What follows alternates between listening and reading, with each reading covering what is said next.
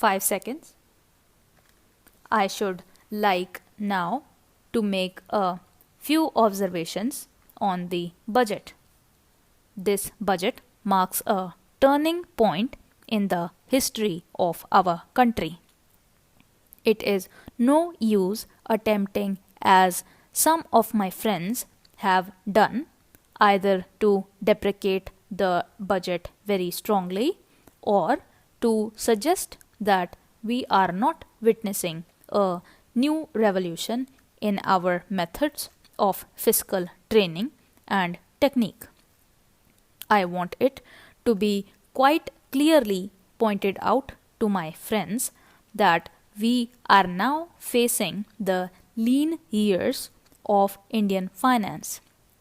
Hitherto, we had revenue surpluses which were a form of public saving and which were meant to be utilized for capital development. Hereafter, this form of revenue surplus would not be available. We have therefore to find out ways and means of implementing our great program of national reconstruction at minimum cost. My point is that the deficit on revenue account would be of the order of about 19 to 20 crores. Here, let me point out that I do not agree with those of my friends in the finance department who have attempted to suggest that rupees 9 or 18 crores which are obtained from Pakistan should be put to the revenue side of the budget. They are to be put on the capital side. But that does not seriously alter the trend of my argument. What I am suggesting is that we would have to be prepared for a deficit of a much higher order even on the revenue side. That itself should make us realize that there are very many problems which we have to face and that we have to undertake ways and means of increasing the resources of our country so that it might be possible for us to have a greater amount of surplus or a greater amount of public saving for the purpose of financing capital development. The finance minister, in the course of his speech, Mr. Deputy Minister, pointed out that the deficits during the past 2 years were of the order of rupees 83 crores. I venture humbly to disagree with him because I feel that when we are talking of deficits, we must take into account the overall deficit incurred by the central government, and that would be of the order of rupees 200 crores. During the years of relatively light expenditure, we had shortfall of about rupees 200 crores. Undoubtedly, now when we are going to have a very great amount of expenditure, we might have a greater amount of deficit and we would have to find out ways and means of trying to meet our capital expenditure. Some members have pointed out that deficit financing is good. Others have pointed out that it is poison. One honorable member who preceded me pointed out that it could be taken like a tonic. Now, I am not willing to enter into the merits of deficit financing or demerits of deficit financing in an academic spirit.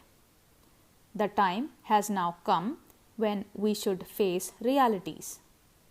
I do suggest that we have to indulge in deficit financing, because without indulging in deficit financing, it would not be possible for us to indulge in the capital expenditure on such a large scale.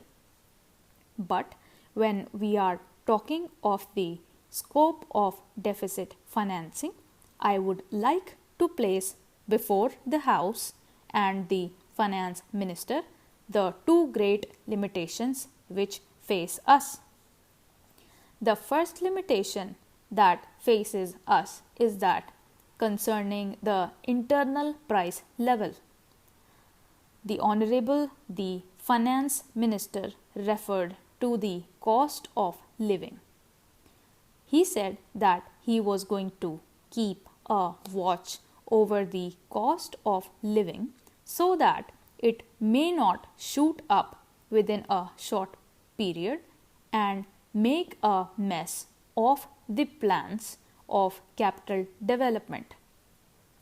But there is another limitation which has also to be borne in mind, a limitation which has not received as much notice as it should have done in all the discussions that have taken place on the deficit financing. That limitation is the external limitation, or the limitation which arises on account of our balance of payments position. I think this as important, Mr. Deputy Speaker, as the internal price level, and I should like to elaborate that particular point a bit more, because I feel that a time will shortly arrive when we might have either to reconsider our policy or might even have to leave the sterling club of which we are a member. The second serious limitation is as serious as the first. What would be the consequences of deficit financing on our balance of payments?